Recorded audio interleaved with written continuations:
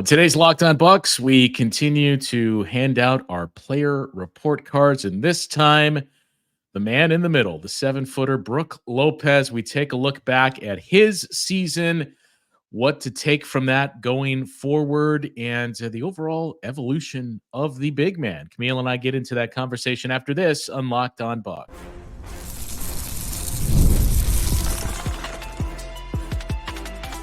You are Locked On Bucks, your daily Milwaukee Bucks podcast, part of the Locked On Podcast Network, your team every day.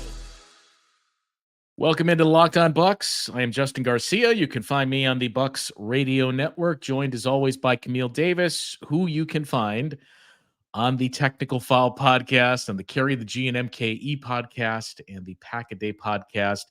And we both thank you for making Locked On Bucks your first listen every day. We are free and available wherever you get your podcasts.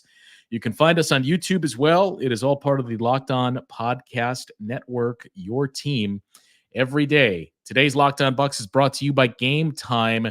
Download the Game Time app, create an account, and use code LOCKEDONNBA for $20 off your first purchase. Terms apply. Camille, we continue our look at individual performances from a season ago, and this is one of the more interesting ones. Obviously, Giannis and Dame carry a lot of attention for number one, the first year in Milwaukee for Damian Lillard, the efficiency for Giannis last year. We touched on Chris Middleton and the underappreciated aspects of his game. We've done Andre Jackson Jr., who has been the apple of a lot of Bucks fans' eyes in terms of the young players. And now one of the more interesting ones, Brook Lopez, who I think was pretty consistent last year with what we had seen in seasons past, but it felt different. And I think that's going to be the overall takeaway from this episode, was similar but different. But I'm not really sure how much of that to lay at the feet of Brook Lopez. Same. And that was something I mentioned throughout the season where it's like, I know it looks like Brook Lopez is giving up a lot, but one has to understand how the Bucks defense innately worked with Brook Lopez being that man in the middle. And a lot of it was predicated on having really strong point of attack defenders who knew exactly how to play really tight defense on the opponent, as well as if they did get beat, how to funnel them to Brook Lopez properly. And this year, without Jrue Holiday on the roster, which of course everybody's talked about the absence of Jrue Holiday, but that really affected Brook Lopez, because when you think of Brook Lopez, it's about the defense. Last year he finished second in Defensive Player of the Year. He was first team all defense. So you expect certain things out of Brook Lopez's performance. And when people weren't seeing it this year, a lot of questions started coming up around like, hey, is Brook Lopez washed? Is the best days behind him? I don't think he can do this anymore, so on and so forth. But I think if you examine a little bit closer, you will see that a big part of why it did not look the same is because the point of attack defense was so much weaker for the Milwaukee Bucks this year, which led to Brook Lopez being in a lot of situations where he's trying to defend two guys at one time instead of just focusing on one and then trying to get back and help. So it looked a lot different for Brook, and I think that put him in a spot where we talked about what he might be. I think his season might be one of the most misunderstood on the Milwaukee Bucks this year. Yeah, and one of those things that you mentioned, I think we talked about during the season itself, and I think is important to point out, and that is the contests that Brook Lopez had, where I think by the numbers, it was pretty similar to last year when he led the league in shots contested per game. He was slightly in front of it for large stretches of this season and just in terms of a per game basis. But, to me, and again, it's what makes it difficult to really gauge Brook Lopez, was last year and in years past, those contests were by design. You had Jrue Holiday and Wesley Matthews on the perimeter, and that's how the defense was set up, is we are going to funnel you into this shot. So it's going to be controlled in that we want to push you to that area where Brook is waiting for you to contest that shot. This year, that was not the case. As you alluded to, the perimeter defenders or lack thereof, that it was Brook Lopez basically under attack, and it was one after another when you think about a lot of the issues that this team had, it all goes back to that. And not Brook Lopez per se, but the challenges and contests at the rim, rebounding. And that's another area where I think it's not even hard to judge Brook Lopez. He gets unfairly judged a lot of times when you think about, man, Brook Lopez, only 5 rebounds a game or only this.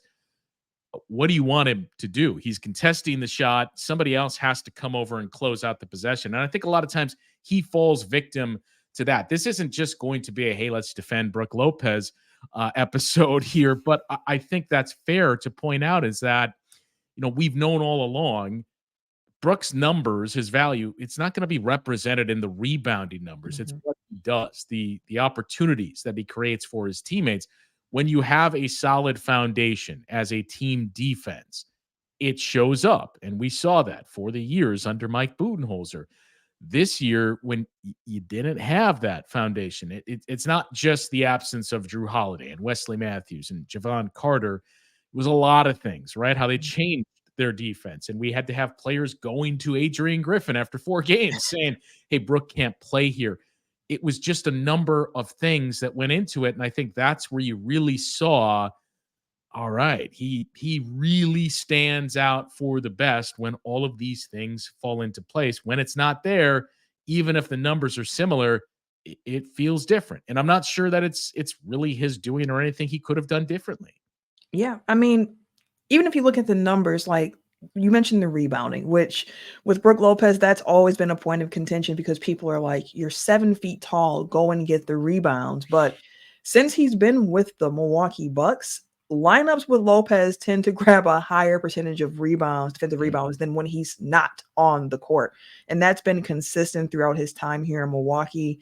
And even in this year, I believe I saw, let me pull up the number here, but according to Cleaning the Glass, they were in the 84th percentile when it comes to grabbing available defensive rebounds. So like they were still good. It wasn't as good as we've seen in some Bucks teams in years past with Brook Lopez anchoring the middle, but he still is doing his job. Like the numbers don't stand out for him, but he allows for other guys to go and get the rebound, like you mentioned, to end the possession. Even if you look at the numbers with just the rim protection, like he still was up 2.4 blocks a game this year. He only trailed Victor Wembanyama for that.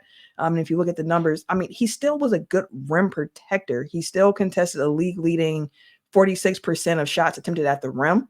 An opponent shot just a little bit over 50% with him contesting at the rim.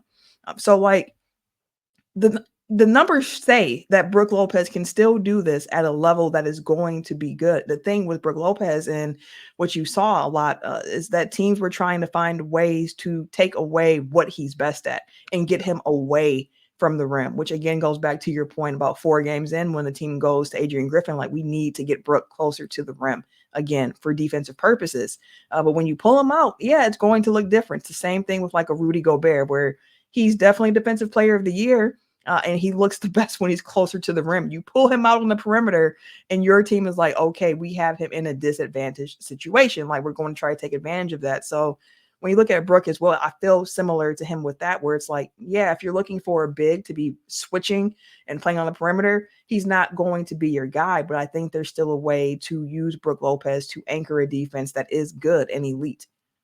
Roller coaster of the Rudy Gobert trade, worst trade ever to, not so fast, to back to the worst trade ever. Then you win your first 6 games of the playoffs and well, here it is. And now we're back to the, man, I can't believe they really did that. And there are some similarities there with Brook. I think the big thing is this.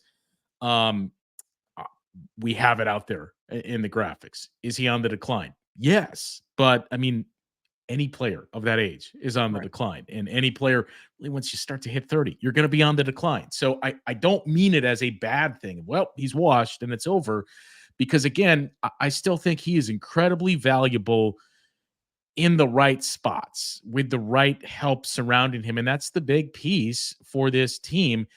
It is going to be interesting because it did seem as though, and we'll talk about this a little bit in the next segment here, I'm not sure what his role is with Doc Rivers. We knew what it was with Bud. We knew how important it was there, but we saw moments where Brook Lopez wasn't one of your closers. We've talked about this on the show before too.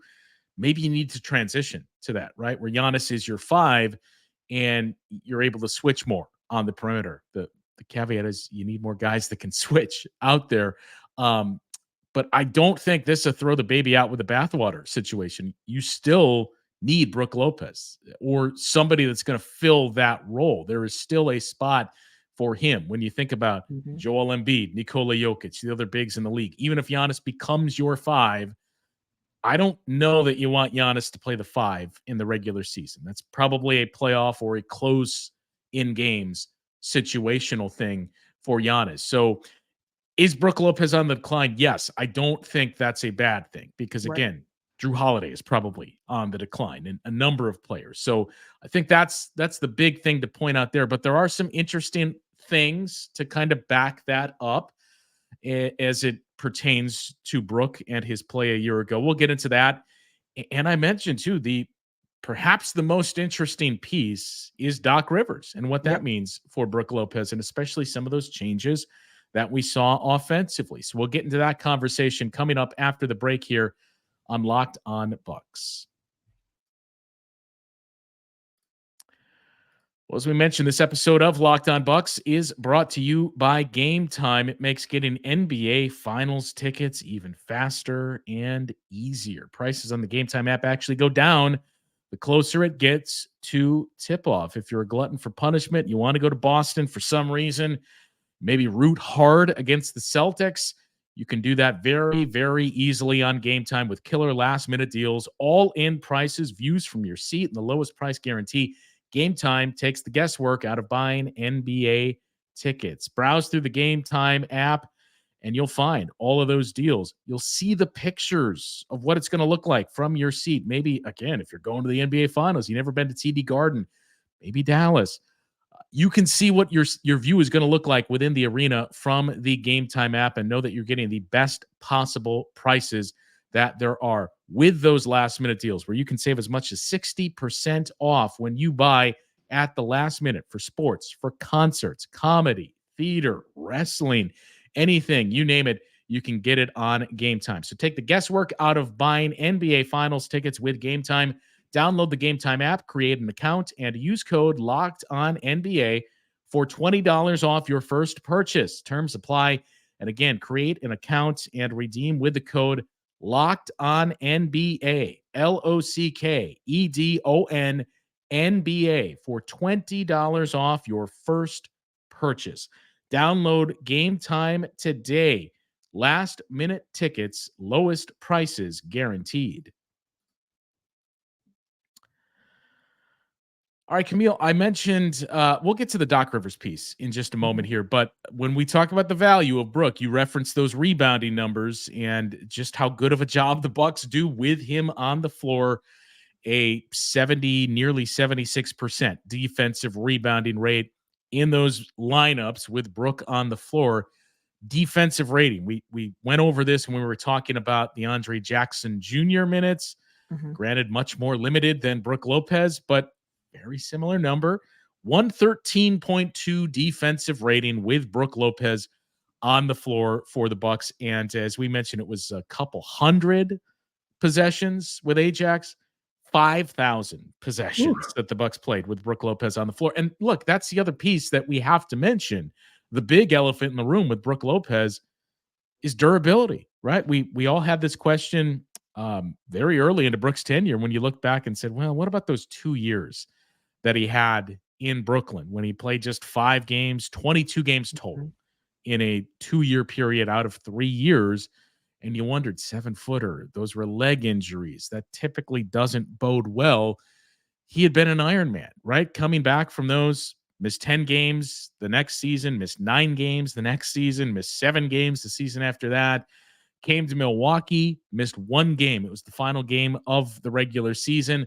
That next year was the 73-game season where he missed 5 of those games, missed 2 games the year the Bucks won the title. And then he had the back surgery year. But look, you can't mention that without pointing out in the 2 years that followed the back surgery for a player in his mid-30s, he missed a total of 7 games in those 2 years. Yeah. missed a total of 7 games in those 2 years and played at least 30 minutes in each of those 2 years, the Yeah. most minutes that he had played as a Milwaukee Buck. Because if you look back, I mean, when he started his first year in Milwaukee, he only played 23 minutes. Then it was 28. Then it's 26. And it's 27. Then it's 22 in the year where he had the back surgery. And then after that, you see 30 minutes consistently this past season and the one before that as well. The oldest that Brook Lopez has been is the most minutes that he's been playing with the Bucks uniform on. Like, we hadn't seen Brook Lopez play 30 minutes consistently since the 10 years, 2012, basically. 2013 season back to back. So that in itself is impressive. And also, like you mentioned, I remember last year being like, do we want Brook Lopez to have this many minutes on his body? Like, I know he mentioned how the back surgery did him wonders and how much better he feels coming out of that, hence the minute load and just the games played. But the reality of it is, like you said, he's 36 years old.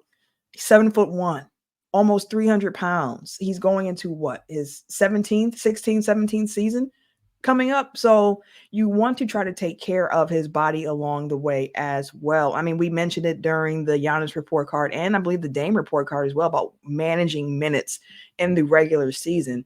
And then the question that I keep coming back to when thinking about Brook Lopez and what he brings to the team, because to your point, I think that can still be value with Brook Lopez being on the Milwaukee Bucks. Now, what you do around him, you have to make sure you tighten up a bit. And I think you go the opposite way of what you did this past season, where you're looking to insert a Malik Beasley into that starting 2 position where you're like, okay, let's get some more offense. You got to look, I think, defense in that, because you're going to have Damian Lillard on the court.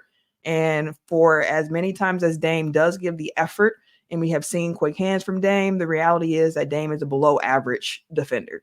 And that just is what it is. Chris Middleton, someone who I love, he is no longer like an outstanding 1v1 defender. Like, in a team concept, I think he's smart enough to be able to play some really good team defense, but he's not your wing stopper. And then you have Giannis, who is great when it comes to help. And then you would have Brook Lopez here. So the question is, like, what do you put around him to try to tighten that up? Because like I mentioned, the way you utilize Brook Lopez is generally keeping him closer to the rim.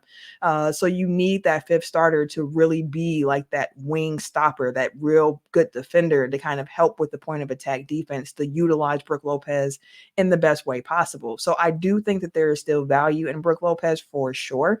It's just that what you put around him has to be right. And then the other question of that is, with Brook Lopez going to the last year of this 2-year contract that he signed, do you try to instead say, like, okay, we understand that this is coming to an end. We are going to look to try to, use Brook Lopez in trade conversations to get another player. But again, if you're looking to replace Brook Lopez, you need to get another rim protecting big to come in as well. So it's not as if like you can just get rid of Brook and then do something completely different. Like, you still are going to need a big to kind of anchor that defense for you if you want to allow Giannis to play that help role that we have seen him be so amazing at. That last part is the most interesting part to kind of keep an eye on how the Bucks handle this offseason, because you've heard the usual names come up. Bobby Portis is mentioned the most. Pat Connaughton gets mentioned a lot by Bucks fans. Brook Lopez, that's the big piece of it that you mentioned, is it is a $24 million 23. expiring contract that you have to dangle for. Is there a team that is maybe has somebody that's making more money for more years that they want to get off of, that you feel like, well, this is a way to kind of rejuvenate us, similar to what we did with Damian Lillard, even though it resulted in another first-round exit. But this is another way to kind of prolong things. That's something that you are undoubtedly going to examine. But as you mentioned, what's plan B? And I've seen people talk about, okay, you trade Brook Lopez because he's an expiring contract, and maybe you trade him to a team that's just looking to bolster their interior defense, and you get nothing back other than draft picks, and you get a trade exception, and you also are able to skirt under the second apron. So then you get more flexibility, and you can use a taxpayer mid-level, which is all fine and good. But again, who is playing center for you? Because I don't think we've reached the point where it's Giannis, at least in the regular season. You still need some insurance policies there. You would love to have somebody with some size, knowing that you play, at least as of this moment, in the same conference as Joel Embiid. Ideally, you want to win a championship. You might have to go against Nikola Jokic. We've seen the Minnesota Timberwolves turn things around with their size. You don't think about their bigs, but Dallas, their big turnaround, especially defensively, was adding more size. So wasn't long ago that all those conversations being had about the Timberwolves, we were saying those things about the Bucks of, man, this team is so long when you think of Brook and Giannis and Chris, and that's your front line. And then you bring in Bobby Portis. That's a very big team. So I don't think you want to move away from that. It's the challenge of this offseason where I think there is value for players like Bobby Portis. There's certainly value in an expiring contract of Brook Lopez, but you can't paint yourself into a corner. And to just finish that point, I've seen people suggest, well, you do that and it gives you flexibility. Fine. Who plays center? Jonas Valanciunas, you can get him. I don't know that he crosses off all those boxes. He is certainly not a rim protector. He's more of an offensive big man.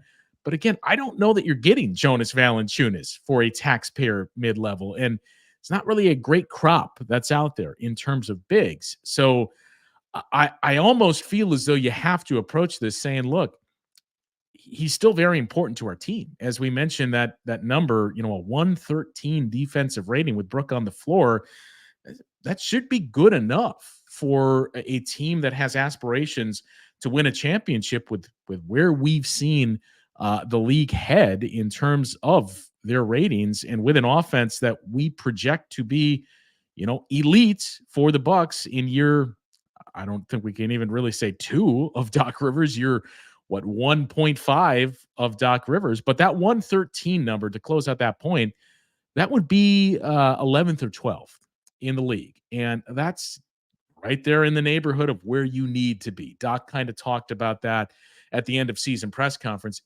You got to be close to the top 10. And that's where the defense has been when Brook Lopez has been on the floor. When he's not, or when he wasn't last year, it was a 121.4 defensive rating, which is, pretty much in line with what we were seeing early on when the Bucks were around 20, 22 defensively. So that to me really illustrates that point even more of, look, I understand if you want to move on from a 36-year-old big man and say, we got to start to think about the future, which is fair and true. But I mean, you have to have a backup plan. You have to have a plan B, because I think we've seen here, especially with some of those challenges on the perimeter, you need someone that can clean things up at the rim. Yeah. And then the question is, what's more likely to do, just given the fact I named who else we expect to be starting around if you continue to have Brook Lopez on your team? Giannis, Chris, and Dame for sure. We don't know who that 5th starter might be for the Bucks. But again, you look at that, you have a below average defender already out there with Damian Lillard. You have a guy in Chris Middleton who's middle of the road, better in a team concept, doesn't have the lateral quickness to really be your wing stopper. So then it's like, okay, I don't think the Bucks are going to be able to just come up with this lineup where they have a bunch of amazing perimeter defenders, because a lot of those minutes are going to go to a Damian Lillard and a Chris Middleton. You have Giannis out there, of course, but as we've seen, there's only so much that one person can do. So it's like, your best bet really might be, if not running it back with Brook Lopez, which is probably what you're going to do unless the asset which you're able to get on the market can replace getting the rim protector in there, because it doesn't seem likely you're going to be able to turn your team around in a off season with this particular cap situation and stack your team with a bunch of perimeter defenders. So it's like, how can we play it as smart as possible with Brook Lopez? And to your point about how Giannis plays, and then what we talked about earlier with thinking about the best ways to use Brook Lopez, and also thinking of the ways that we saw Brook Lopez put into some bad positions defensively and how other teams capitalized on that. It's okay. Again, in the playoffs, you want to be able to throw multiple pitches. You want to be able to throw different looks depending on what's being thrown at you.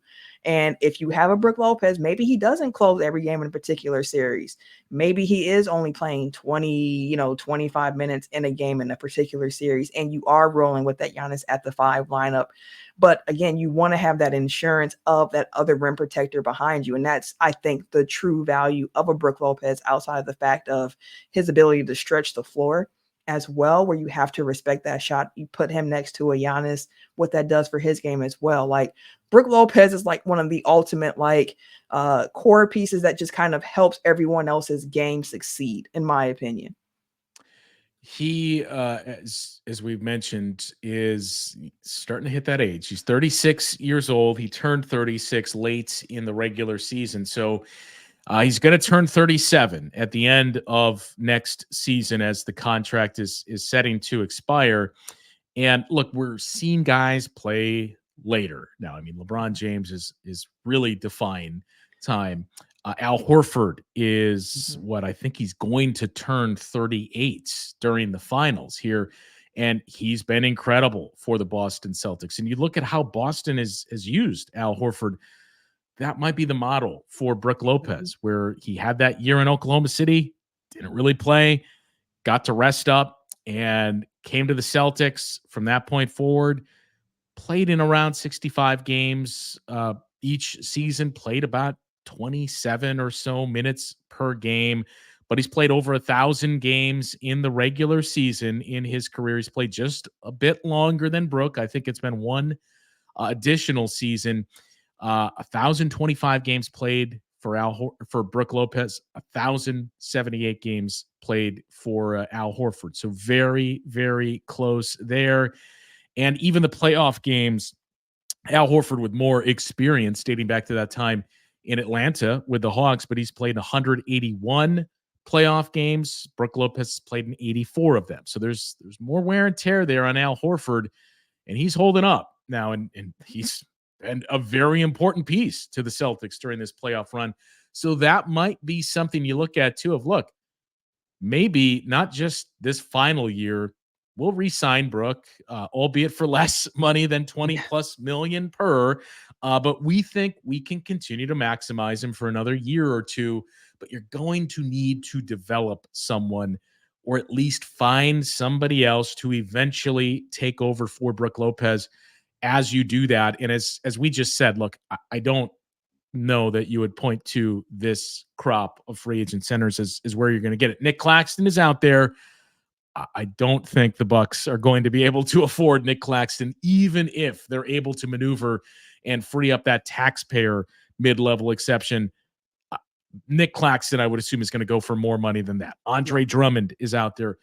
Look, he has value, right? But he's not going to check off those boxes that Brook Lopez does. Isaiah Hartenstein, I would love to have Isaiah Hartenstein. He is way out of your price range. Those are the names that you're looking at. I think you would, and we mentioned Jonas Valanciunas, but Jalen Smith possibly out there. That's more of a project, though, and that's kind of the spot where you're at with these free agent centers this summer, where I don't think it's a big surprise that of the initial list of names we're starting to see the Bucks looking at working out for draft prospects, it's been a lot of power forwards and bigs. Yeah, it makes a lot of sense because, to your point, there is still value in Brook Lopez's game. As we have discussed already, the thing is that you have to start thinking about the future as well, and how do you pivot once the Brook Lopez years are done, because he has been an anchor for the Bucks team for the last 6 years here. So how do you pivot out of that? And that's the real question with it. And I know we can talk about this in the last segment here, but also just the ways that he's utilized, because one thing that we heard Doc Rivers mention a lot of is just how much bigger the Bucks tend to be than their opponents, and how they need to utilize that size a little bit more. Like, are there different ways to use Brook Lopez offensively? We talked about the defense, because that's where you normally start with Brook Lopez, but offensively, are there some different ways that the Bucks can use him next season to make him even more effective when he's on the court? Yeah, and I do want to touch on some of that, and just what we've seen from Brook Lopez these last 2 years in the postseason. We'll get to that coming up after this on Locked On Bucks. Well, if you are constantly watching ESPN, Fox Sports all day, and find yourself reaching for the channel to turn down the volume because it's just too much shouting, that means it is time to make the switch to Locked On Sports Today. It is a free 24/7 sports streaming channel, and it is programmed for you every day, bringing you the biggest stories without all of that volume. Locked On Sports Today has can't miss analysis, opinions, news, and it streams 24/7 on YouTube or the free Amazon Fire TV channels app, part of the Locked On Podcast Network, your team every day.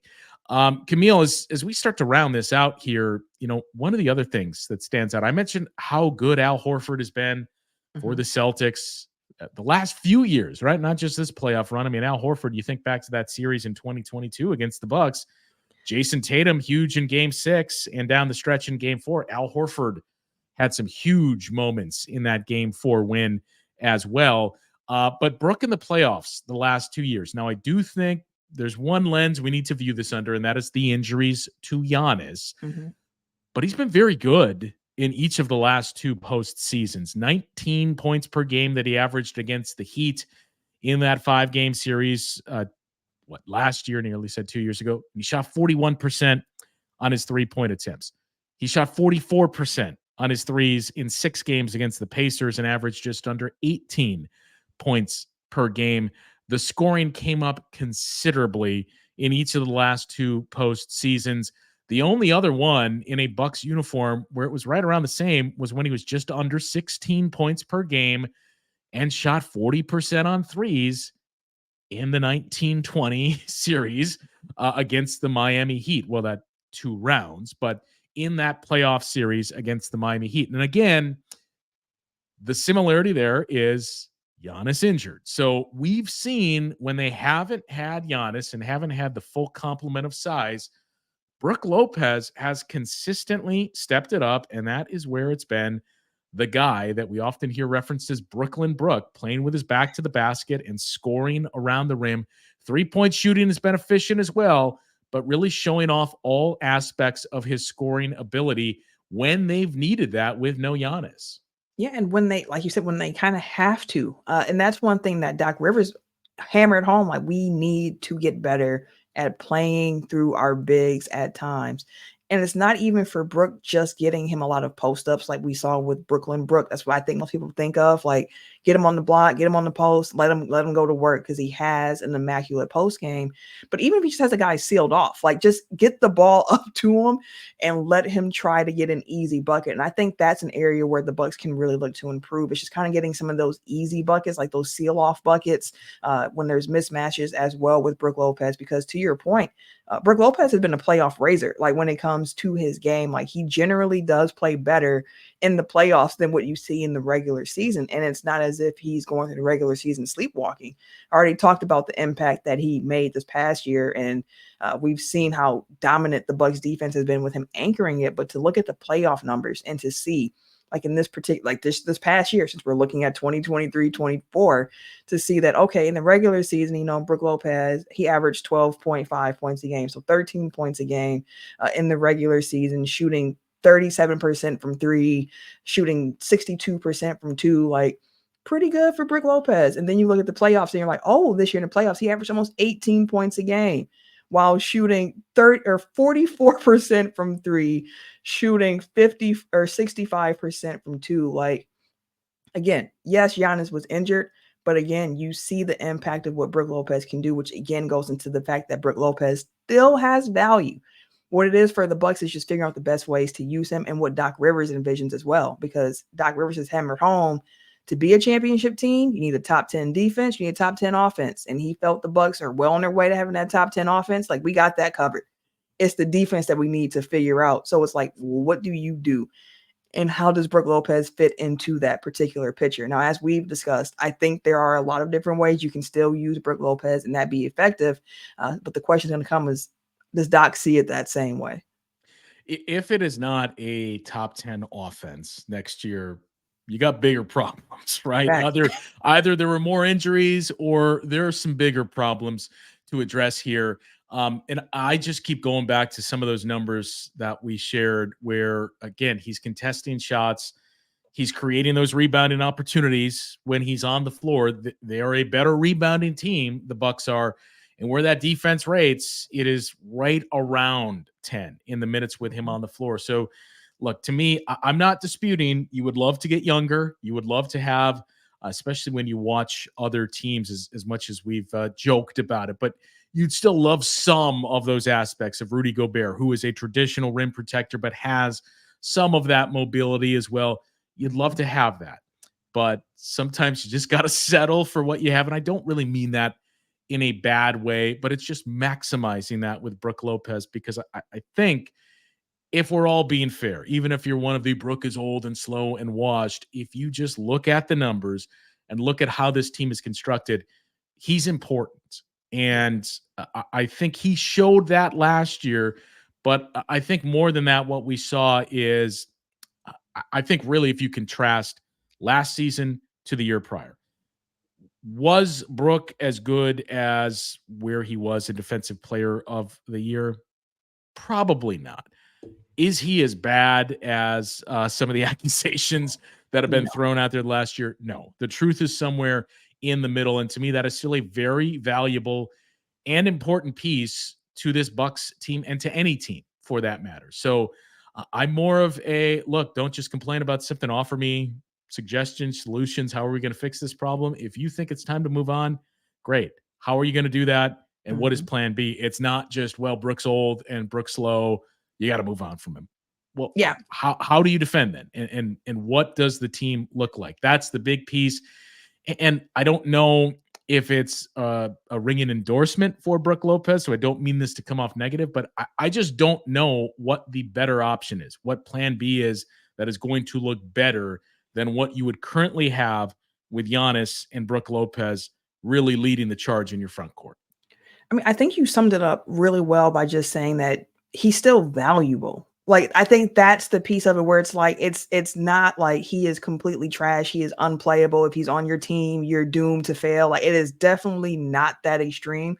While the numbers weren't as strong as they were the year prior when he was second in defensive player of the year, a year where I thought he should have won it 2 years ago, actually. Yeah. But he's still valuable. There are still things that you can do with Brook Lopez on your team that will be beneficial to you.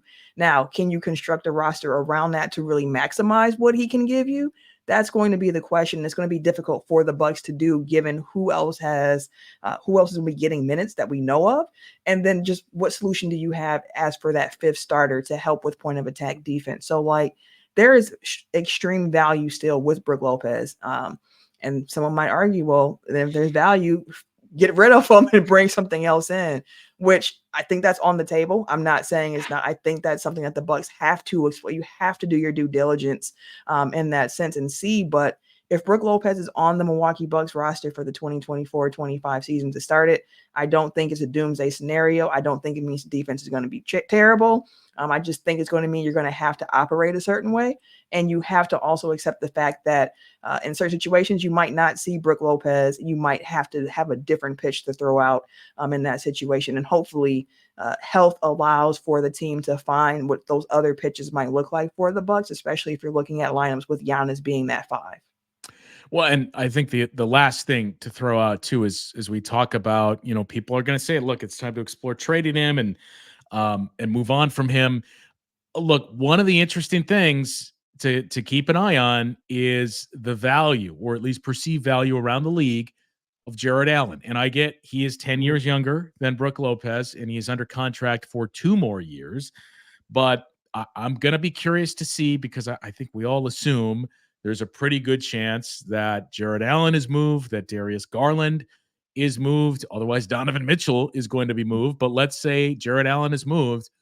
What's the asking price? What does he net in return? Because if it's a lot, and again, he's 10 years younger and there's another year of team control there, but if it's a lot, then maybe there is a lot more value than we anticipated. If there's not, even for Jared Allen, a younger player who is under contract for an additional year, then I think that also kind of leads you to your answer of, well, there's not really a high demand for Brook Lopez if it's not there for Jared Allen. So it's one of those things of, he may not work for every team, but he works for us. So we just need to figure out how to enhance everything else that's around him.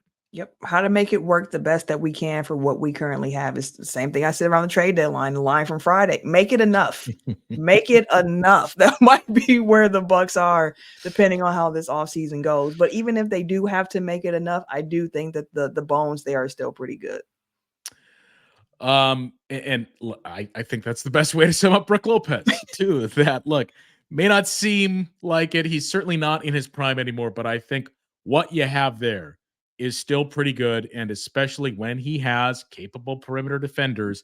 And also, oh, by the way, when he has Giannis as that helper who is Big also help. a 7-footer, giving you those twin towers essentially. So yeah, I'm going to be curious to see the reaction to this one. So certainly leave your comments. I'm curious to see how many Bucks fans are on the side of time to move on from Brook Lopez, and how many of them are in the camp of, look, he's still pretty valuable and important to this team. So I'd like to see us keep going as long as we can with Brook Lopez. So leave your feedback in the comments. We'll address any of those questions as well. Camille and I will in the chat here, but an interesting one to get through is, as we mentioned, maybe the most misunderstood or misjudged player on the team is Brook Lopez.